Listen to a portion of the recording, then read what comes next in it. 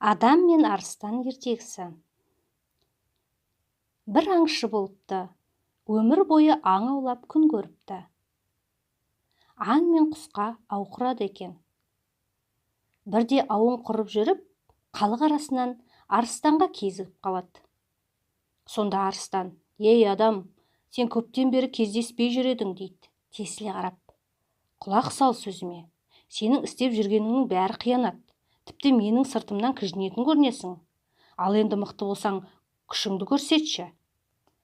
Арыстанның айбатынан сескенген адам оны дәріптеп сөйлейді. «О, айбарлы арыстан, сенен күшім артық деп мақтанбаймын. Ал сен шынымен күшті болсаң, дәлелдеші». «Қандай дәлел керек саған?» дейді арыстан мақтанып.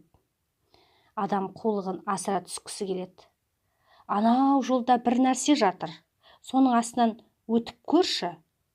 Арыстан мұны да сезгендей: «Адам айлакер деуші еді, қулығыңды біліп тұрмын» дейді сақтанып. «Алдымен өзің өт, сонан кейін байқайын». Адам өзі құрып қойған аудың астынан жып етіп өте шығады. Содан соң арыстан келеді де қарғып өту үшін бар пәрменімен секіреді. Сөйтіп торға шырмалып қалады.